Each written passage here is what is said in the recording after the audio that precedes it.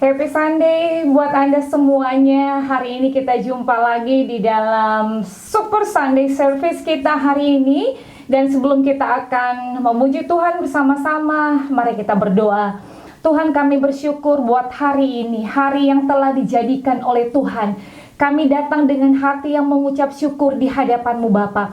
Kami siap untuk memuji, kami siap untuk menyembah. Datanglah kerajaan-Mu, jadilah kehendak-Mu atas ibadah kami saat ini. Dan hanya di dalam nama Tuhan Yesus, kami siap untuk beribadah. Haleluya! Sama-sama semuanya bilang, Amin.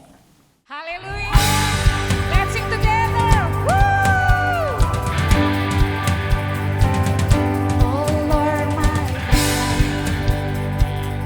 when I know some wonder, consider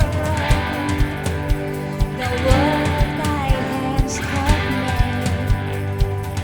I see the stars, I hear the rolling thunder.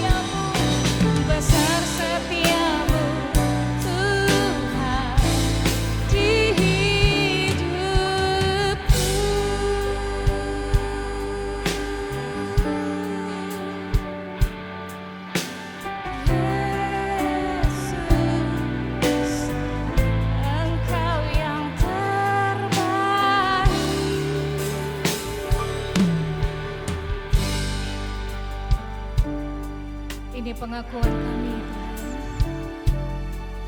Tidak ada yang terbaik yang pernah kami miliki dalam hidup kami. Hanya Engkau.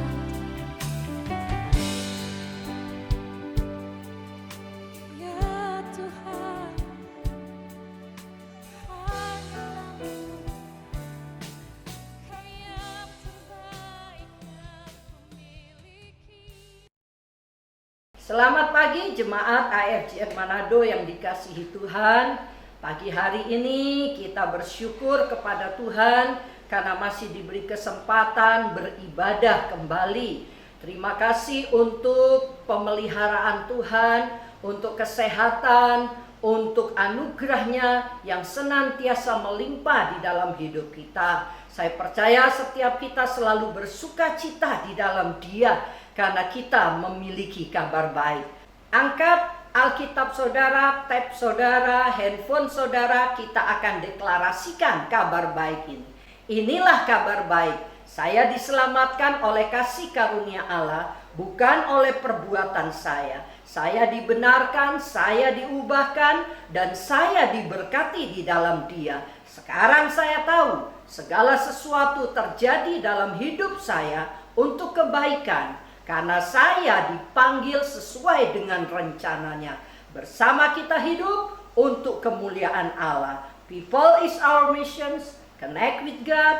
Make disciples. Mari kita berdoa. Tuhan Yesus, terima kasih untuk pagi hari ini. Kami tahu kami ada karena anugerah-Mu. Kami ada karena kasih-Mu. Kami ada karena pemeliharaanmu. Itu sebabnya hati kami selalu bersyukur kepadamu. Buat kebaikanmu. Buat kasih setiamu Tuhan. Bahkan kami mengucap syukur untuk kesempatan pagi hari ini. Kami masih bisa beribadah bersama-sama Tuhan. Walaupun melalui online. Kami tahu Engkau tidak bisa dibatasi oleh ruang dan waktu. Di sini kami berkumpul Tuhan. Kami memuji dan memuliakan Engkau di rumah kami masing-masing. Dan kami percaya Engkau hadir di tengah-tengah kami. Saat ini kami mau mendengar firman-Mu Tuhan. Fokuskan kami hanya kepada firman-Mu. Pengurapan-Mu atas kehidupan setiap kami. Di dalam nama Tuhan Yesus Kristus. Haleluya. Amin. Amin. Puji Tuhan. Pagi hari ini dalam rangkaian tema khotbah 2 bulan yang kita sudah lewati, yaitu God Faith, saya ingin mengakhirinya dengan tema Facing the Giant. Saya percaya kisah ini sudah tidak asing lagi bagi setiap saudara, bapak, ibu, jemaat IFGF yang dikasihi oleh Tuhan. Mari kita baca firman Tuhan yang terdapat di dalam 1 Samuel 17. Saya ambil ayat yang keempat, ayat 11, ayat yang ke-24, dan ayat yang ke-32 sampai ke-33. Lalu tampillah keluar seorang pendekar dari tentara orang Filistin, namanya Goliat dari Gat. Tingginya 6 hasta sejengkal. Ketika Saul dan segenap orang Israel mendengar perkataan orang Filistin itu, maka cemaslah hati mereka dan sangat ketakutan. Ketika semua orang Israel melihat orang itu, larilah mereka daripadanya dengan sangat ketakutan. Berkatalah Daud kepada Saul, "Janganlah seseorang menjadi tawar hati karena dia. Hambamu ini akan pergi melawan orang Filistin itu." Tetapi Saul berkata kepada Daud, "Tidak mungkin engkau dapat menghadapi orang Filistin itu untuk melawan dia. Sebab engkau masih muda, sedang dia sejak dari masa mudanya telah menjadi prajurit." Nah saudara, Bapak Ibu yang dikasihi oleh Tuhan, kisah ini adalah kisah bagaimana bangsa Filistin memerangi bangsa Israel. Bangsa Filistin dan bangsa Israel sudah mengatur barisan mereka masing-masing. Mereka sudah mempersiapkan tentara-tentara mereka. Mereka mempersiapkan pasukan-pasukan mereka yang paling hebat. Masing-masing sudah berdiri dan siap untuk berperang. Tetapi di barisan bangsa Filistin, Mereka memiliki seorang pendekar yang luar biasa hebatnya. Karena dikatakan dari masih muda dia sudah menjadi prajurit. Dia sudah terlatih berperang. Dan ketika pendekar ini muncul, maka tidak ada seorang musuh pun yang bisa menang terhadap pendekar ini. Pendekar ini dikatakan namanya Goliat. Dikatakan dia tingginya 6 hasta sejengkal. Saya hitung 1 hasta itu 45 cm. Jadi tinggi dari Goliat ini 2 meter 75 cm. Lalu dikatakan Goliat itu memakai baju sirah yang beratnya 500 sikal. 500 sikal tembaga. Di dalam Alkitab bahasa Inggris disebutkan 125 pound. 1 pound itu 0,454 kilo. Jadi baju sirah, pakaian perang dari Goliat itu 56,75 kilogram. Ujung tombaknya dikatakan seperti pesah tukang penenun. Dan beratnya 600 sikal besi. Sama dengan 15 pound, itu sama dengan 6,81 kilo. Lalu ada seorang bujangnya yang membawa tameng besi yang sangat besar bagi Goliat. Nah saudara, secara kasat mata, tentara Israel itu berhadapan dengan tentara Filistin. Itu jelas tentara Filistin itu pasti menang. Tadi di dalam firman Tuhan dikatakan ketika Saul melihat itu, maka Saul dan tentaranya menjadi cemas dan ketakutan. Ya, dikatakan karena apa? Karena secara kasat mata barisan tentara Filistin itu pasti lebih menang, lebih hebat saudara. Karena ada raksasa yang sangat besar ini. Saul dan tentaranya mulai ketakutan, mulai cemas. Mereka berkata, apa bisa kami melawan? Lalu mulai dengan sombongnya, dengan arogannya, Goliat ini mulai mengejek, mulai mencemooh, mulai mengintimidasi tentara Israel. Mulai berkata-kata, kamu tidak akan bisa menang. Semakin ketakutan tentara Israel ini. Hanya Daud satu-satunya yang ada pada saat itu yang tidak takut sama sekali. Sebaliknya, dia berkata kepada Saul, jangan takut dan cemas karena orang ini. Saya yang akan maju menghadapi raksasa itu. Bapak Ibu yang dikasihi oleh Tuhan, dalam masa pandemik 19 ini, pandemi COVID-19 ini saudara, setiap bangsa di dunia, setiap keluarga, setiap pribadi itu sedang ada di dalam peperangan. Mau tidak mau, mereka harus menghadapi raksasa-raksasa yang sewaktu-waktu bisa mengalahkan dan menghancurkan hidup mereka. Raksasa-raksasa itu bisa hadir di dalam berbagai bentuk di dalam kehidupan kita. Dalam bentuk penyakit yang menyerang tiba-tiba, krisis keluarga, gangguan kesehatan mental yang diikuti dengan ketakutan, perasaan cemas, perasaan khawatir saudara. Mengalami depresi.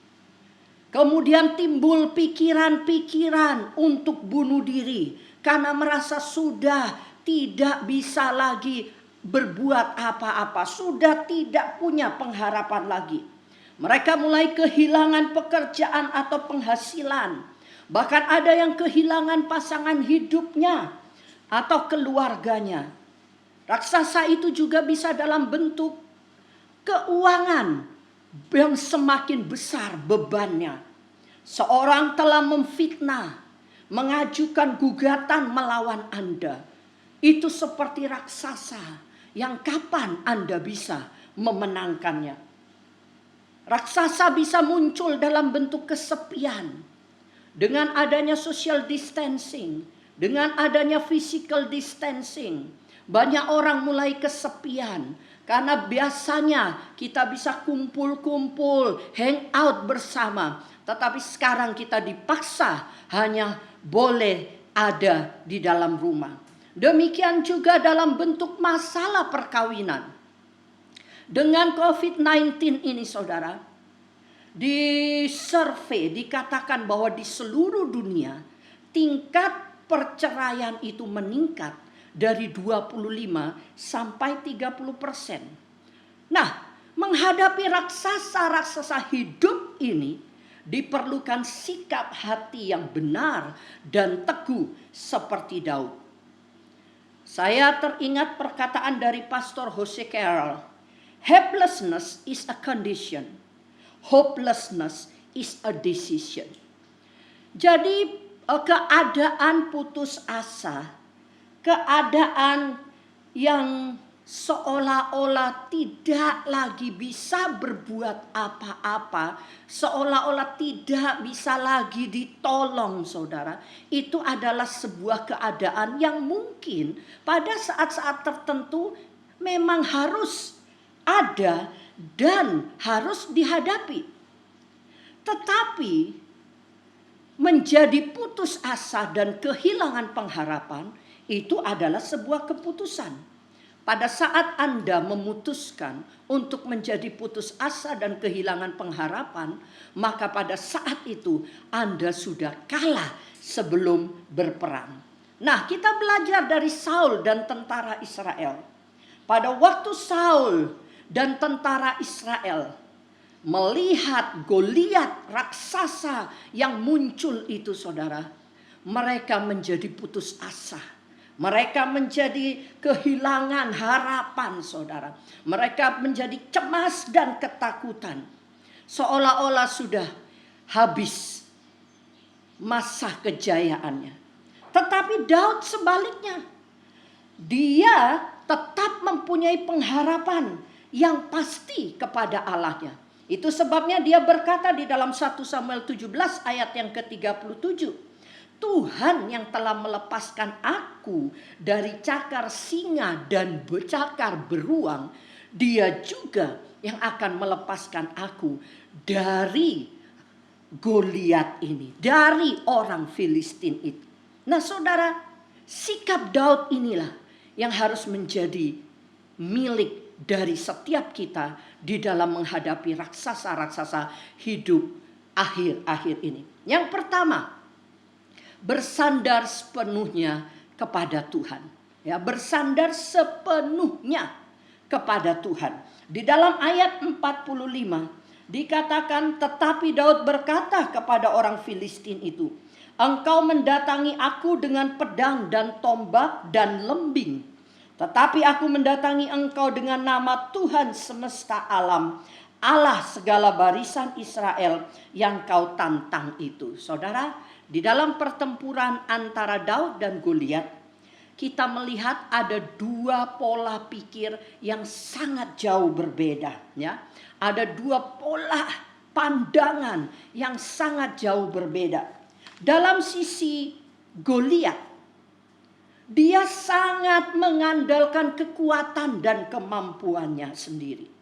Secara fisik dan dengan secara perlengkapan senjata yang dipakainya, dia yakin dia pasti menang dan mengalahkan lawannya. Siapapun itu, sehebat apapun itu.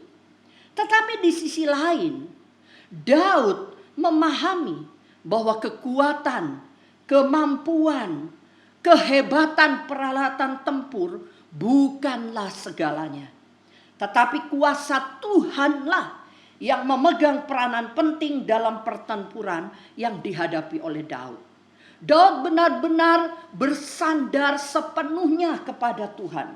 Daud benar-benar mengandalkan kuasa dari Tuhan di dalam peperangan. Bukan dengan senjata, bukan dengan pengalamannya saudara.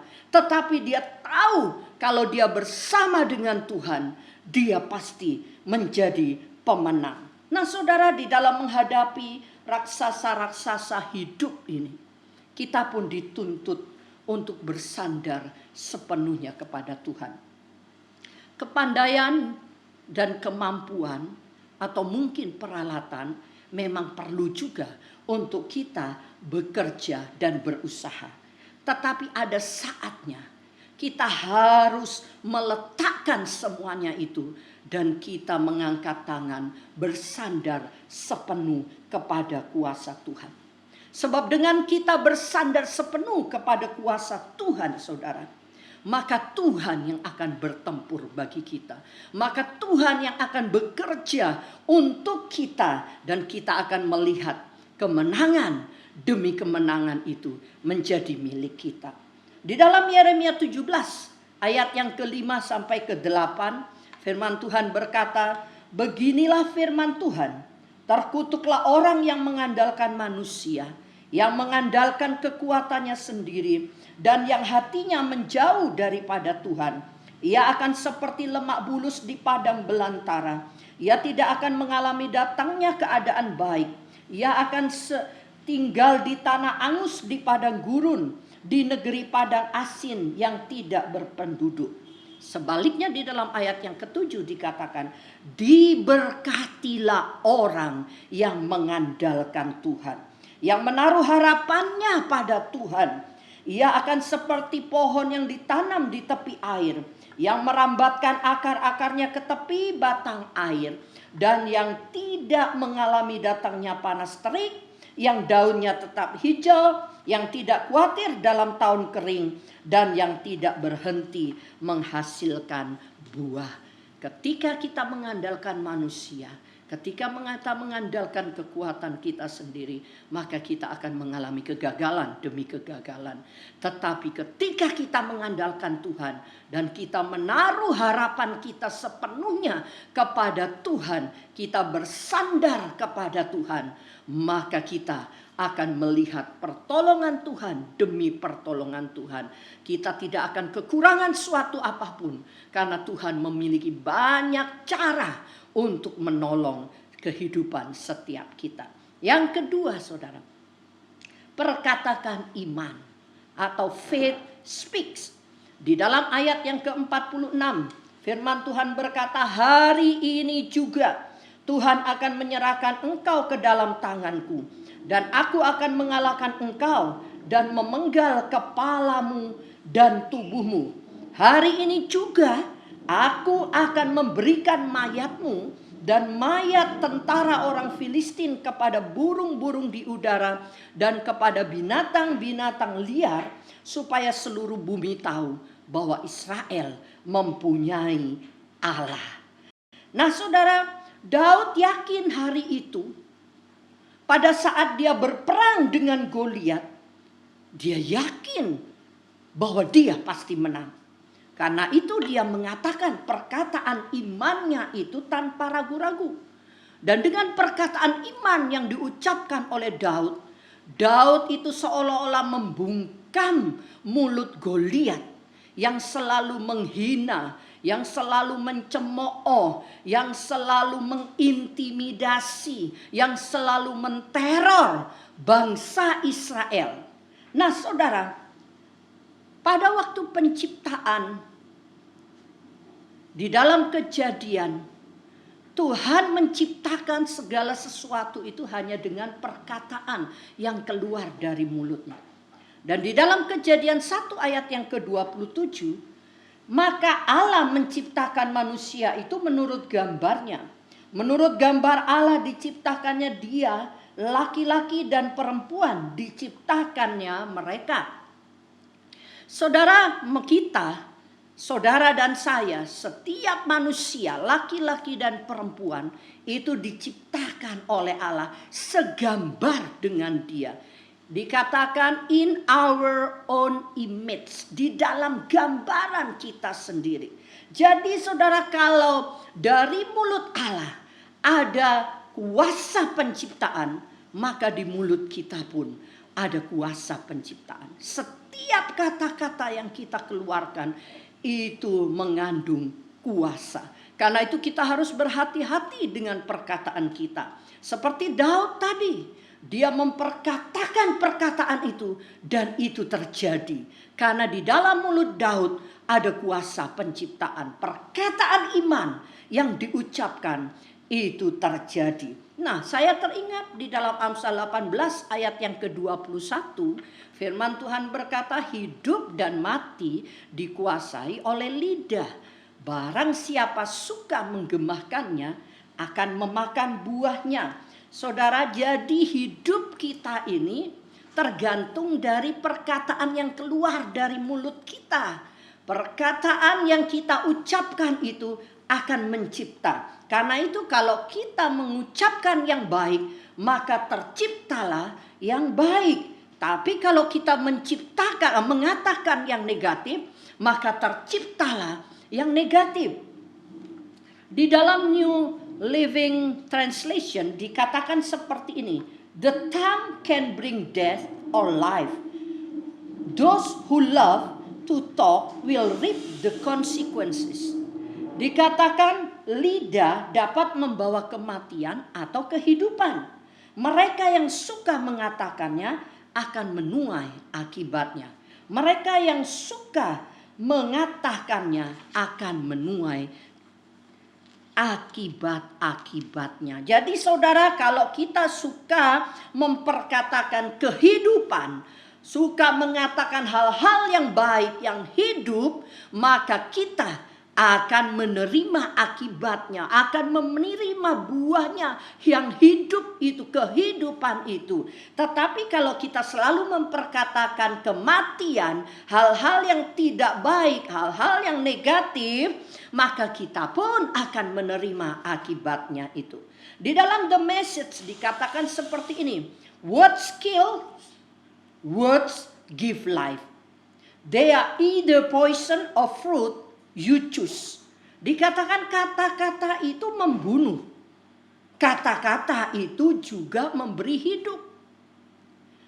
Entahkah itu racun atau buah, Anda sendiri yang memilihnya. Pagi hari ini saya mengajak kepada seluruh jemaat yang dikasihi Tuhan. Mari kita pilih buah. Jangan pilih racun. Jangan pilih kematian. Tetapi pilih buah, pilih hidup. Dan perkatakanlah iman itu. Supaya kita meraih kemenangan demi kemenangan. Ada seorang hamba Tuhan yang berkata, don't talk how big is the giant, but talk to him how big is your God. Jangan berkata betapa, jangan katakan, jangan ceritakan betapa besarnya raksasa itu. Tetapi katakan kepada raksasa itu, seberapa besar Allah kita ini. Katakan kepada raksasa-raksasa yang sedang Anda hadapi hari-hari ini, kita mempunyai Allah yang besar. Kita mempunyai Allah yang dahsyat. Kita mempunyai Allah yang kuasanya tidak terbatas dan tidak bisa dibatasi oleh apapun. Yang ketiga, saudara, tindakan iman, faith acts. Di dalam ayat yang ke-49 dan ke-50 dikatakan, lalu Daud memasukkan tangannya dalam kantongnya. Seperti ini, saudara. Dia mengambil kantong, masukkan tangannya, dan diambilnya sebuah batu dari dalamnya. Diumbannya, maka kenalah dahi orang Filistin itu, sehingga batu itu terbenam ke dalam dahinya. Dan terjerumuslah dia dengan mukanya ke tanah. Demikianlah Daud mengalahkan orang Filistin itu dengan umban dan batu. Ia mengalahkan orang Filistin itu dan membunuhnya tanpa pedang di tangannya. Seperti yang dikatakan Daud, engkau datang dengan pedang, tombak dan lembing, tapi aku datang dengan nama Tuhan. Daud tidak membawa pedang. Daud tidak membawa senjata tajam.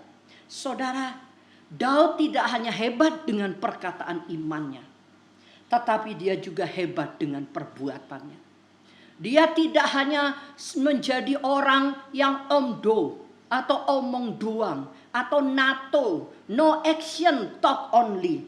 Tetapi Daud adalah man of action. Apa yang dia katakan, dia lakukan di dalam tindakan. Dikatakan dia tadi mengambil batu, saudara, batu dari kantong gembalanya dengan pengali-ali atau pengumban. Saya berusaha cari tapi nggak ketemu itu pengumban, saudara ya. Tapi nanti ada, Anda lihat di layar, itulah pengumban dari Daud, saudara. Lalu dia memutar pengumban itu dengan segenap tenaga, lalu dilepaskan. Dan batu ini, saudara, kena nancap ke pelipis dari Goliat dan masuk sampai ke dalam, sehingga Goliatnya terjerembab dan jatuh ke tanah, saudara. Lalu Daud mengambil pedang Goliat itu sendiri untuk membunuhnya. Ya, pada waktu Tuhan kasih kesempatan saya pergi ke Turki, saudara, di sana dipasang, ditunjukkan pedang dari Goliat yang sangat besar sekali. Ya, nah saudara, Daud membunuh Goliat, memotong leher Goliat itu dengan pedang Goliat itu sendiri. Nah saudara, iman itu tidak hanya diucapkan, tetapi iman itu harus diwujudkan dengan perbuatan-perbuatan. Firman Tuhan berkata di dalam Yakobus 2 ayat yang ke-14, ayat 17 dan 12. Dikatakan, apakah gunanya saudara-saudaraku jika seorang mengatakan bahwa ia mempunyai iman, padahal ia tidak mempunyai perbuatan? Dapatkah iman itu menyelamatkan dia? Demikian juga halnya dengan iman. Jika iman itu tidak disertai perbuatan, maka iman itu pada hakikatnya adalah mati. Kamu lihat bahwa iman bekerja sama dengan perbuatan-perbuatan, dan oleh perbuatan-perbuatan itu iman menjadi sempurna. Pastor Jimmy dalam khotbahnya 1 bulan yang lalu mengatakan iman harus dicantolkan kepada Yesus. Iman itu jadi dalam bentuk segitiga, maka Yesus harus ada di puncak dari segitiga itu. Lalu di sisi kiri dan kanannya itu ada iman dan ada perbuatan-perbuatan. Lalu iman ini harus punya hubungan internal dengan Yesus. Bagaimana kita bisa mendapatkan iman?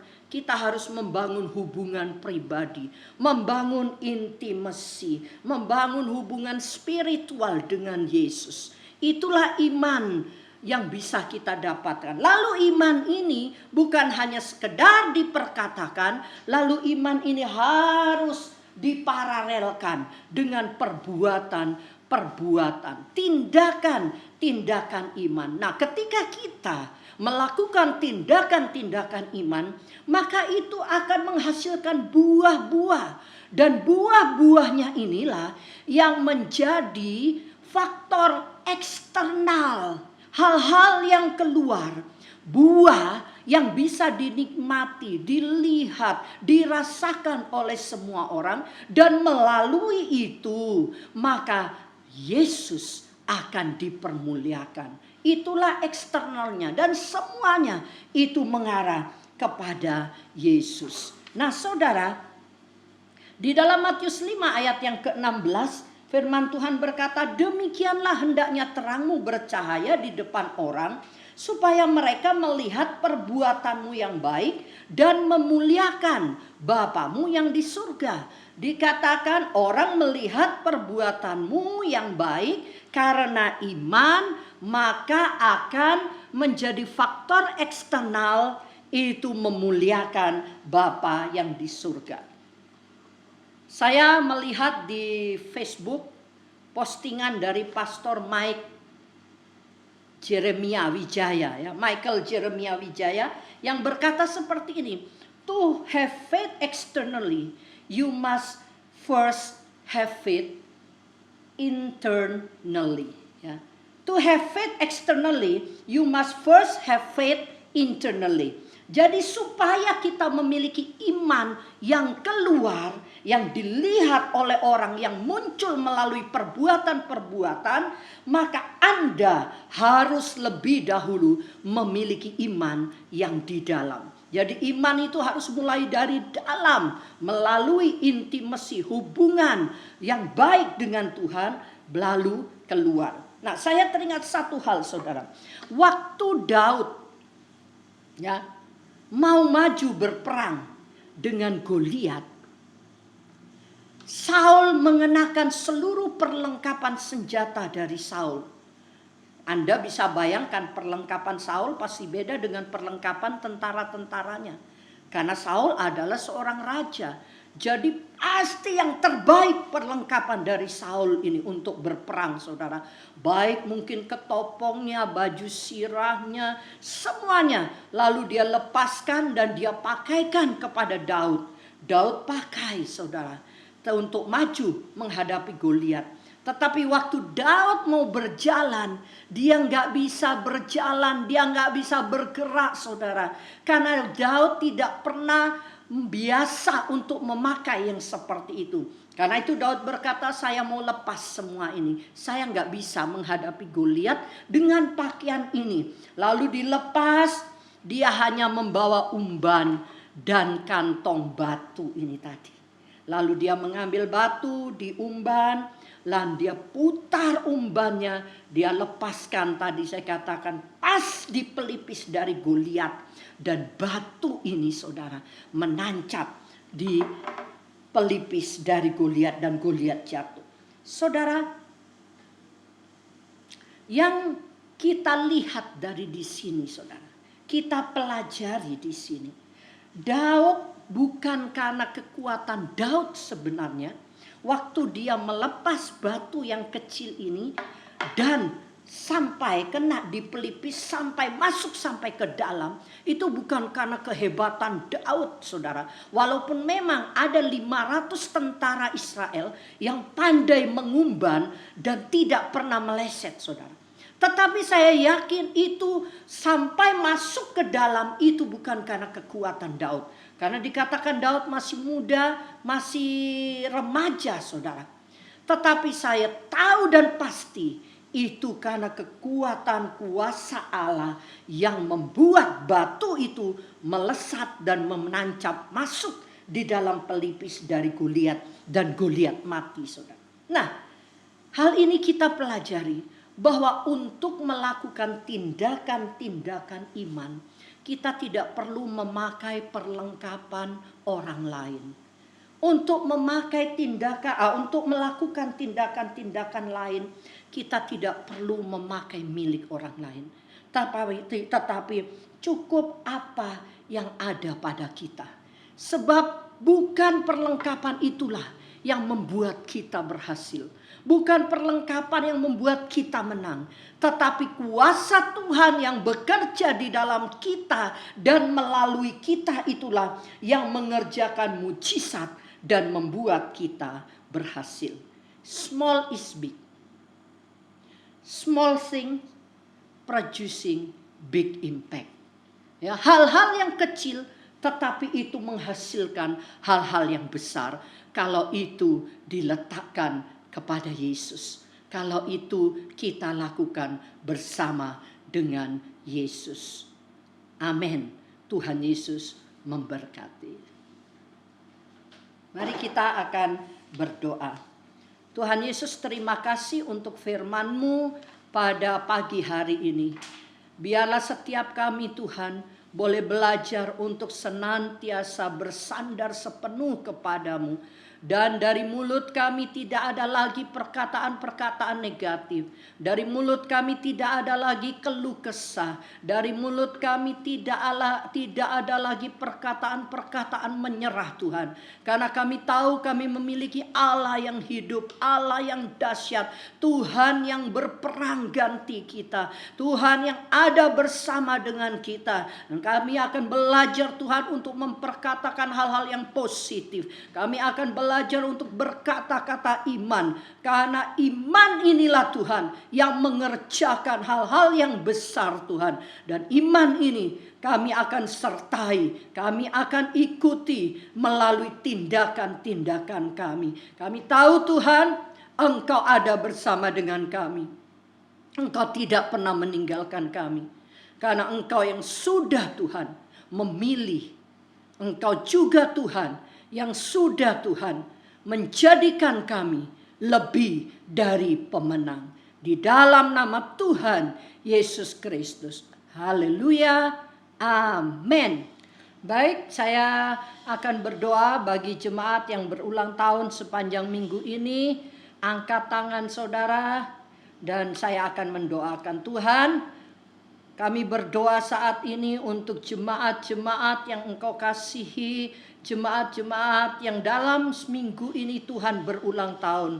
Mari Tuhan, Engkau sendiri yang menumpangkan tangan atas hidup mereka. Engkau yang memberkati mereka dengan panjang umur. Engkau yang memberkati mereka dengan kesehatan. Engkau yang memberkati mereka dengan berkat-berkat rohani dan juga berkat-berkat jasmani yang mengikutinya. Tuhan, Engkau yang melindungi, menjagai. Terus Tuhan, pemeliharaanmu yang sempurna atas hidup mereka. Kalau mereka hari ini berulang tahun Tuhan, kalau mereka hari ini atau dalam minggu ini berulang tahun, maka Tuhan sendiri yang menumpangkan tangan atas hidup mereka Tuhan.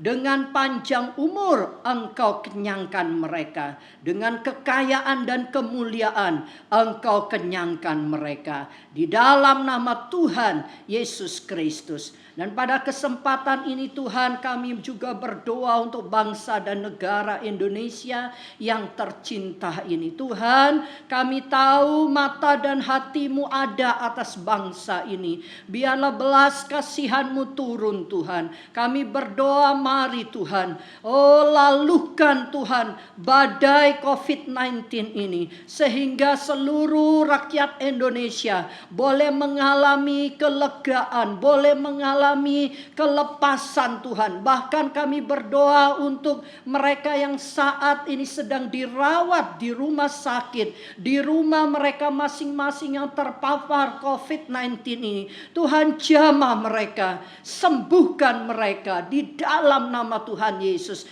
Kami doakan juga untuk para dokter, para medis yang melayani. Tuhan juga lindungi mereka, berikan hikmat-Mu Tuhan, sehingga apa yang mereka lakukan juga mereka juga dijagai, dilindungi, keluarganya dilindungi dan diberkati oleh Tuhan. Terima kasih ya Bapa. Kami doakan untuk Presiden Joko Widodo Tuhan, bersama wakil dan seluruh jajaran menteri, bahkan seluruh pemerintahan yang ada di Indonesia. Tuhan, Engkau memberikan hikmat kepada mereka untuk mengatur semuanya ini secara khusus Tuhan, menghadapi Tuhan, badai COVID-19 ini. Terima kasih Bapa. Kami mengucap syukur kepadamu. Engkau terus melawati jemaat-jemaat-Mu juga.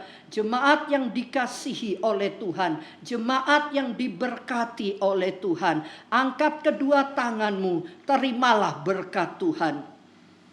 Tuhan memberkati dan melindungi engkau. Tuhan menghadapkan wajah-Nya yang kudus kepadamu dan memberi engkau kasih karunia. Tuhan menyinari engkau dengan wajah-Nya dan memberikan kepadamu damai sejahtera, sehingga engkau tidak pernah kehilangan sukacita. Engkau tidak pernah kehilangan pengharapan, sebab pengharapanmu yang engkau arahkan kepada Tuhan itu pasti, dan engkau akan meraih kemenangan demi kemenangan bersama dengan Yesus Kristus Tuhan. Di dalam nama Tuhan Yesus, semua berkat ini menjadi milik saudara. Amin.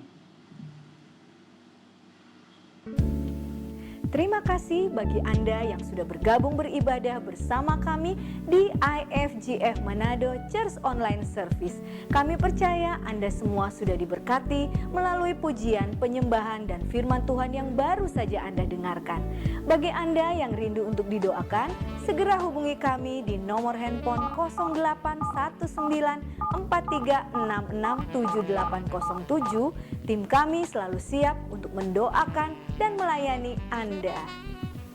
Persembahan dan perpuluhan dapat Anda berikan melalui transfer ke rekening berikut ini. Selain itu, Anda dapat memberikannya melalui e-payment dari aplikasi GoPay, OVO, Link Aja, atau Go Mobile dengan scan QR code berikut ini. Atau Anda pun dapat menitipkannya melalui iCare Leader Anda. Kegiatan gereja sepekan tetap berjalan secara online. Hari Senin TYC, hari Selasa Prayer Night, hari Rabu IFGF Men, dan hari Kamis IFGF Woman. Hari Jumat harinya I Care. Hari Sabtu IFGF Praise. Dan hari Minggu Super Kids Sunday pukul 10.30 WITA.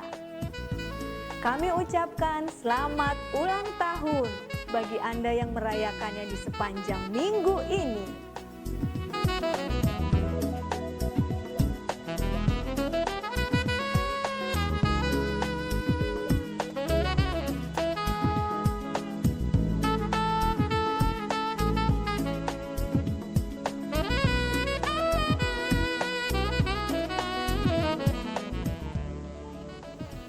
Minggu depan kita masih akan beribadah secara online melalui YouTube IFGF Manado. Subscribe sekarang juga agar Anda mendapatkan notifikasi sesaat sebelum ibadah online berlangsung. Anda pun dapat membagikan link YouTube tersebut kepada saudara maupun sahabat-sahabat serta mengajak mereka untuk ikut bergabung bersama dalam ibadah online minggu depan. Sampai jumpa. Happy Sunday and God bless you. Saya ingin mengucapkan terima kasih kepada Kementerian Sosial Kota Manado yang telah memberikan bantuan sosial kepada jemaat kami Gereja AFGF dan masyarakat di sekitar gereja. Mereka adalah penyandang disabilitas. Semoga bantuan sosial ini boleh menjadi berkat bagi mereka. Dan saya juga ingin mengucapkan terima kasih untuk Bapak Hengki Wijaya dan Bapak Yongki yang sudah memfasilitasi sehingga bantuan ini bisa kami terima. Tuhan Yesus memberkati kita semua.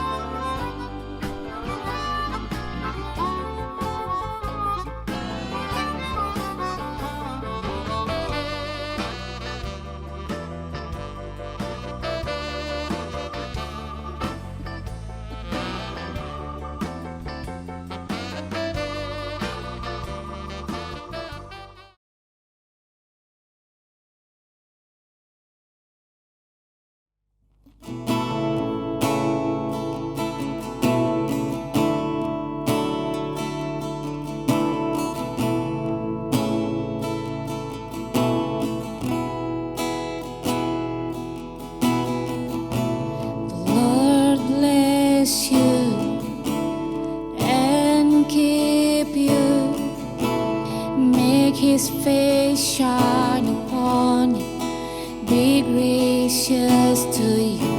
The Lord turn His face toward you and give you peace. Amen. Amen. Amen.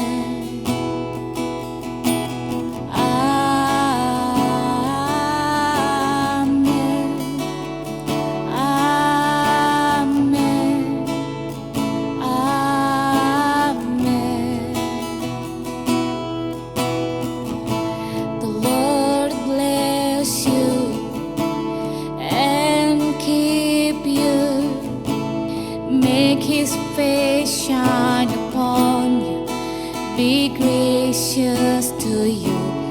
Lord, turn His face toward you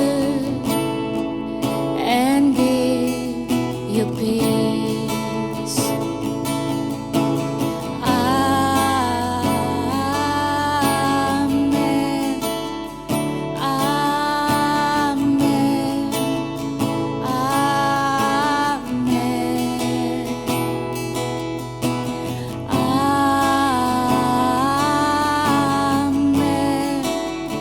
Amen.